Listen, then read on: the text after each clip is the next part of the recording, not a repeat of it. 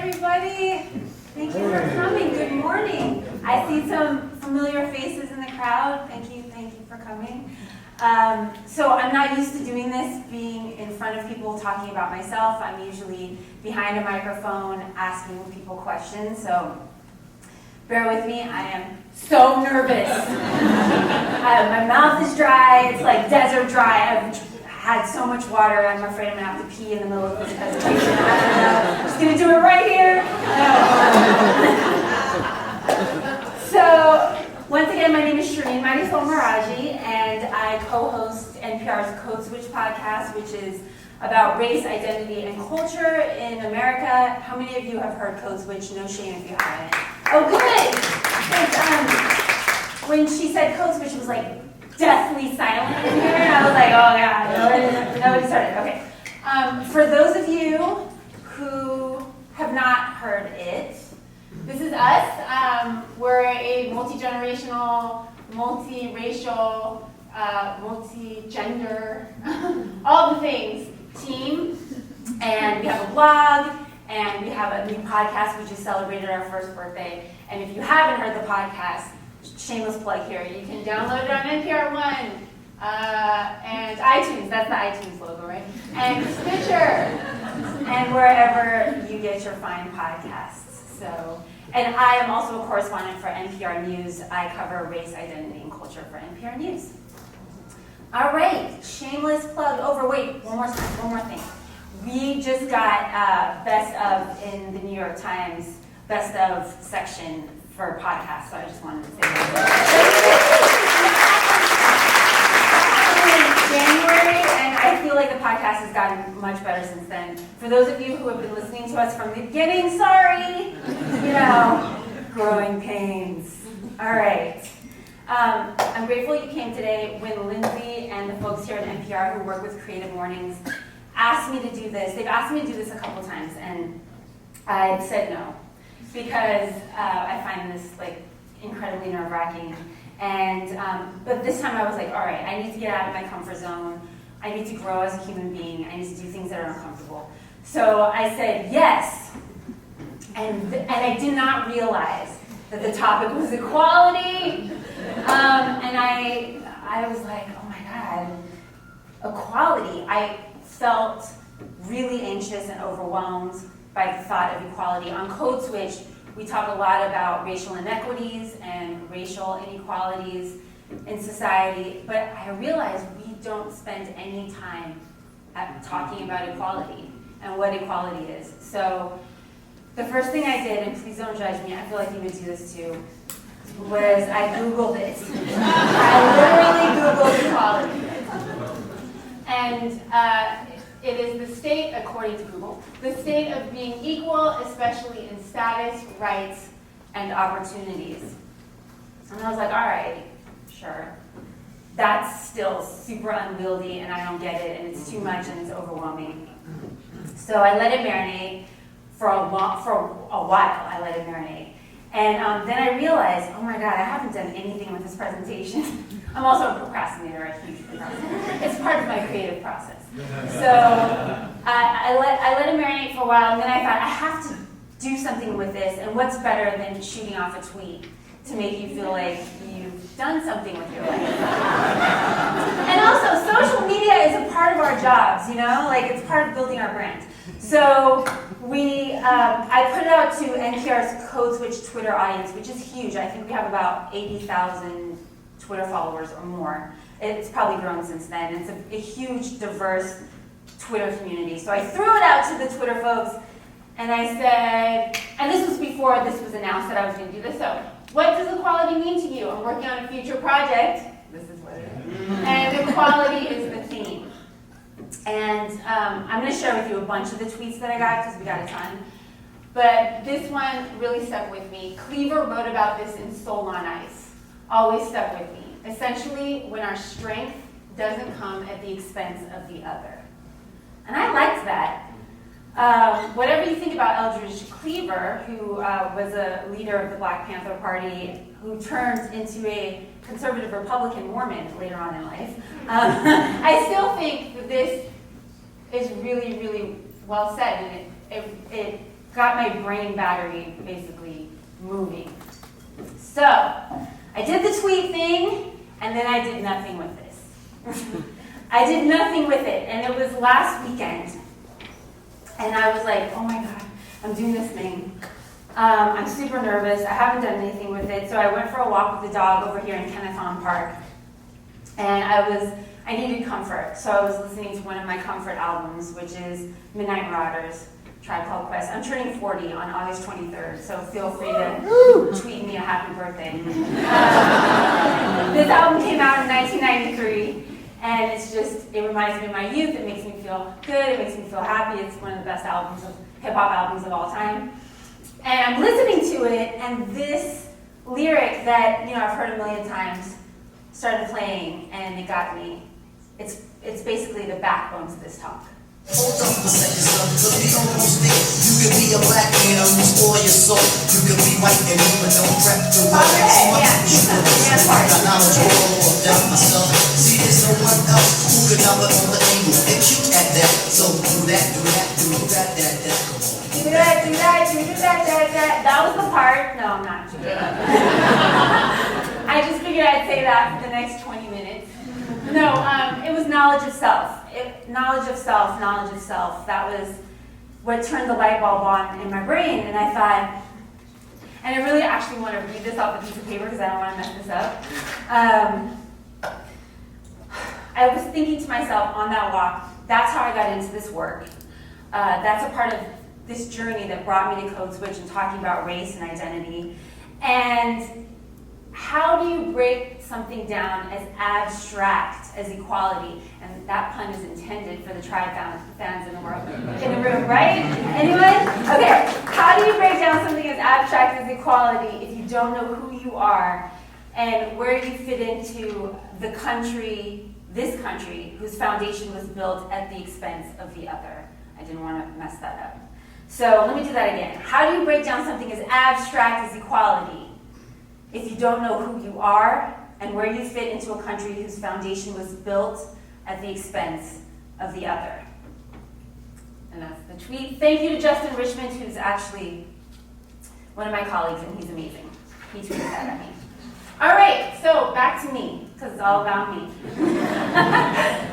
And my knowledge of self, my journey to knowledge of self. These two people are my parents. That's Carol Portela and Farah Meraji. And my mom, Carol, is from Vieques, Puerto Rico. I don't know if anyone's heard of Vieques. Yes. It's a tiny island. There's 3 islands in Puerto Rico. There's Puerto Rico, Vieques, and Culebra, and my family's from Vieques. And if you do know about Vieques, it's probably because the U.S. military tested munitions and bombs on the island for many, many decades. Anyway, it's tiny. My mom calls herself Viequense, then she called herself Puerto Rican, then she called herself American. And she's also Catholic. And my dad is from this big, sprawling metropolis in Iran, Tehran, the capital of Iran. He was raised Muslim, very, very strict Muslim. He came to the United States to go to school, and my parents actually met on the campus of UC Davis. My mom was an undergrad, my dad was doing his graduate work. My mom, I guess, spent a lot of time in the international house. She was dating a Turkish dude before this guy. So no matter what, her kids were going to be all mixed up. And they got married, and my mom actually didn't finish her undergrad degree because she got pregnant with me, and then life happened, and we could say inequality, I think, there. But I was born in Fresno, California. I'm an American. And my mom is also an American because of Puerto Rican citizenship, and that's a whole long thing, and we'll get to that. I'm an American, but from really, really early, I always felt like, God, I'm weird and I don't belong. Like something's off with me. And I really knew at a young age that American, was synonymous with white American. And I didn't know what to do with that. And so, and my mom, and I would struggle over this in my mind, and my mom would say, it doesn't matter, we're all human beings, all this stuff is made up. And I was like, I don't know, I'm not sure. And the obsessing went on, and so I decided to become what this woman that we interviewed on the Code Switch podcast, she's a social scientist and she's biracial and she studies biracial identity. She calls herself a me searcher. And I thought, oh, that's perfect. That's what I am. I'm a me searcher. My undergrad was at San Francisco State in Raza Studies. I wanted to learn about the Latin American diaspora story of my Puerto Rican family, and so I went to school and I ate it all up. And then 10 years later, I end up being a producer on NPR's All Things Considered, and it's the decennial census count. Every 10 years we do the census, it's a big deal. And I did a story as a producer on air for All Things Considered where I talked about how Middle Eastern people were not counted on the census. And I ended up talking to my dad for that story. Hello? Hi, Dad. Hi, Gene. So, Dad, I just called you to ask you a couple of questions about the census. Oh, census. Yeah, I said my name, yeah. In the race category, what did you mark? Race, I had to put white because people from Middle East consider Caucasian. Well, do you consider yourself white, Dad? I just want to be just like everybody else. Why do we have to categorize everybody? It doesn't make sense. We are Americans. Okay, so if you can, my dad has an accent, so for those of you who couldn't understand him, he was getting very upset. He's a very passionate man. And he's like, why do you have to categorize everybody? You know? We're all Americans. And I wish it was that simple. I want it to be that simple, but it's not that simple, and I feel like we should talk about why it's not. And as we say all the time on our podcast, the Code Switch podcast, it's complicated and it's uncomfortable, and people are going to get mad and disagree, but what better place to do this work than on a network whose original mission statement from 1971 says, "It will celebrate the human experience as infinitely varied rather than vacuous and banal. It will encourage a sense of active and constructive participation rather than apathetic helplessness." That's NPR. And I hope you notice this wonderful shag rug. Props to Shantae, who did my slides and did the graphic design on that. So this is our 1971 part of our mission statement. And of course, I'm going to air some dirty laundry, but you probably already know this. Talking about race and identity and diversity at NPR has actually proven much more difficult than what this mission statement says. You know, in my 10 years with the network, it's been a lesson in things are equal if you went to certain schools, if you talk a certain way, if you rub elbows with the right people, go to drinks with them. Let's just say we're not immune from society's inequities, and diversity and lack thereof is something we really wrestle with here at this network.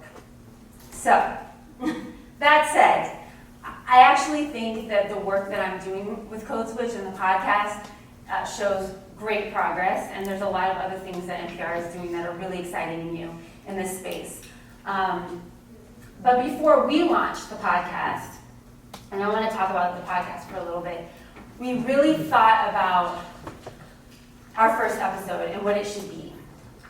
And it was months that we went over and over about this, because when we talk about inequality and inequity, there are so many racial inequalities and inequities to discuss. We've got housing segregation, educational inequality, policing. These are all really weighty, emotionally taxing topics, and they're all topics that we've talked about on the podcast if you've listened to it, and we're going to continue to talk about on the podcast.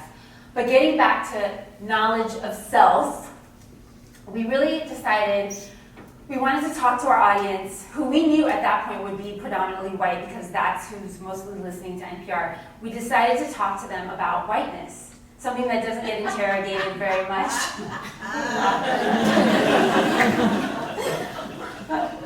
And we,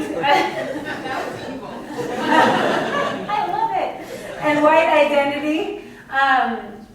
And we asked this question in our very first podcast: can we talk about whiteness and white identity without talking about privilege? And one of our guests was a woman named Peggy McIntosh, and she published a paper about this in the 1980s. And she told us she was inspired by a couple of articles written by black women who said white women were oppressive to work with. Now, Peggy said to us, that really pissed her off. I don't know if she said pissed, but she said, made me really mad.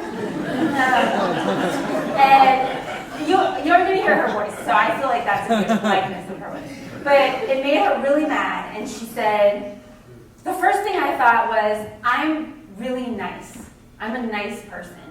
And second, I actually work with black women, so I'm extra nice. Now later she realized she had been expecting to be thanked, for working with people she'd been taught to see as inferior, that she had been taught to look down upon. And Peggy said that actually really haunted her. And one night I went to sleep saying, if I have anything I didn't earn except the knowledge system and the money system working for me that my African American friends don't have, show me. And she woke up and she started writing things down. And she wrote down 50 things that she didn't have, that she didn't earn, besides the knowledge system and the money system, which for me is like, what? That's like everything. Anyway, she called it white privilege unpacking the invisible knapsack. And here's 3 things. I can, if I wish, to arrange to be in the company of people of my race most of the time. Oh, I can, if I wished to arrange to be. Anyway, this got published. All right, no. Just kidding, Heidi. When I am told about our national heritage or about civilization, I am shown that people of my color make it what it is. I am never asked to speak for all the people of my racial group. I am asked to speak for all Puerto Ricans. I can worry about racism without being seen as self-interested or self-seeking. I can arrange to protect my children most of the time from people who might not like them. My culture gives me little fear about ignoring the perspectives and powers of people of other races. So we didn't go through all 50 on the podcast, but we did go through a few of them. And we were nervous, when we went out with this, that talking about white identity would doom the podcast from the start. And if you look at our iTunes reviews, they weren't the greatest. But I don't know if that was just the beginning, the production values, or if it was the topic. No. Actually, this was one of our most popular episodes of all time. Professors who teach American Studies say they use it in their courses. People are continuously downloading it and responding to it. And it's one of our most popular episodes. And we found that in this work that our episodes that really resonate with people are the episodes that get at who we are. Dare I say it, they're the episodes that interrogate our identities. And I know identity politics has become like a curse word these days, but we all have identities, and some of us have multiple identities. So I'm going to go to this next thing. I want to share another example from the podcast. This is the Puerto Rican flag. And we did a podcast in March. This was about the 100th anniversary of this piece of federal legislation called the Jones Act. It gave Puerto Ricans U.S. citizenship. It's what made it easier for my family to come here from Puerto Rico and get jobs, etc. Actually, my grandfather, there was no work in Vieques, so my grandfather joined the U.S. military. And he ended up getting stationed here in the United States and brought my mom and everyone else. Critics say it did irreparable damage to the Puerto Rican economy. Critics say that the Jones Act made Puerto Ricans have to come to the United States because they couldn't live on the island where they're from. And talking about identity, one thing that it did is it created this really weird tension for Puerto Ricans. We're not really from here, we're not really from there. you know, are we Spanish? Are we English? Do we speak Spanish and English? It's like very confusing. So I wanted to look into this and this identity struggle, and I set this story in a place called Holyoke. Have you ever heard of Holyoke? It's in Western Massachusetts. It's kind of a mid-sized town. And I looked up the census numbers, and it has the largest Puerto Rican diaspora community per capita in the United States. Obviously, all the Puerto Ricans live in Orlando and New York City. We know that. But Holyoke has like the most of them in you know, per capita. So I was like, oh, it'll be cool to go here and talk to Puerto Ricans about being American and if they feel American. And after that episode aired, people flooded our email. All kinds of people from all walks of life to talk about their own psychological struggles, living in a country where they felt like they didn't belong, they felt like they weren't treated equally, and all of them responded specifically to this one woman who was in the piece, and I want to play her for you. My name is Natalia Munoz, and I'm a multimedia journalist, bilingual and bicultural. I am also the granddaughter of Puerto Rico's first elected governor, Luis Muñoz Marín. Do you consider yourself American? No, I've never considered myself American. I am an American citizen. I am Puerto Rican and I have American citizenship. I have tremendous privilege of having that document over someone who has crossed the desert from wherever they came in Mexico or Latin America or Central America. And I treasure it, but it's a very complicated feeling. I am a descendant of people who were conquered, not once, but twice. First by the Spaniards, we were under their rule for about 400 years, and then under the Americans after the 1898 Spanish-American War.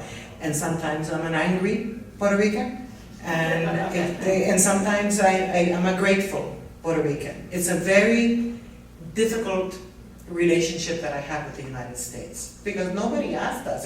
They didn't ask us, and when the Jones Act was being written, do you guys in Puerto Rico, do you want to be American citizens? Because, you know, we're just offering it. And no. So, being in the diaspora, it's a painful experience. That's, I think, the bottom line. This is a lifelong, painful experience. It's a heartbreaking experience that we live with every single day. So far, and yet so close to home. ¿Qué pasó? What happened?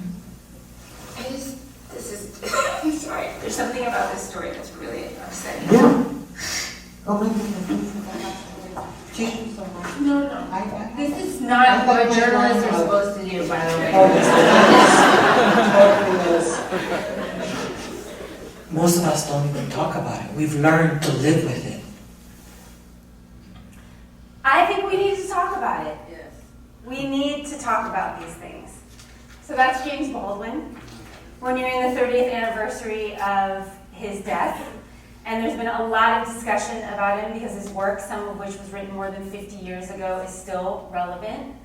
And I pulled these two quotes because I think they work really well with this talk, and they're from The Fire Next Time. In order to change a situation, one first has to see it for what it is.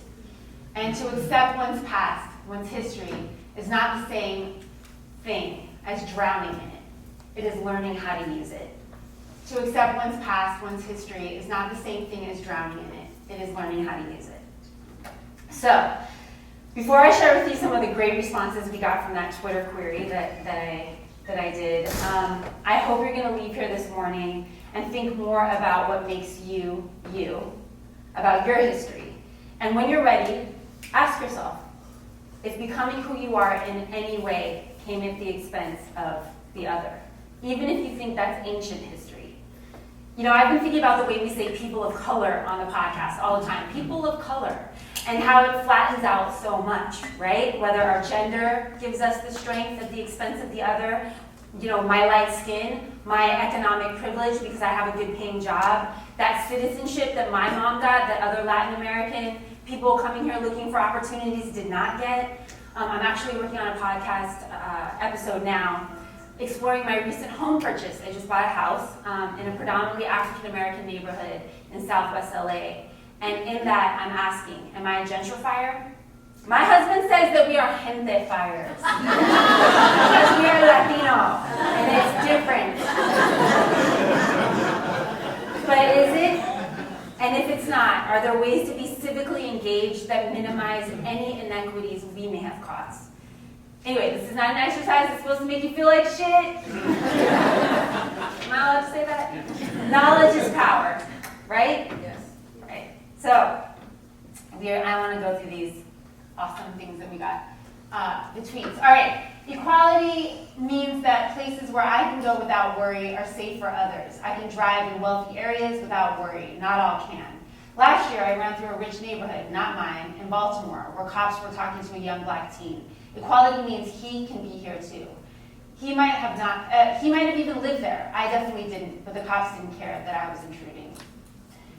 These days, it means safety, being safe in public spaces. This is particularly pressing for visibly Muslim women and POCs amidst the rise in hate crimes. Being able to play a role that a white actor could play. I am paraphrasing this from Coates, Ta-Nehisi Coates, but essentially for black and brown people to be allowed to be as mediocre as whites. Equality means that my name, heritage, and race are not detriments to the fact that I am wholly American. For me, equality is not achievable without freedom. We cannot be equal unless we are all afforded proper liberties without systematic barriers. I've started to use the term equity more, which to me means being given the necessary tools so that equal opportunities are possible. And that's it!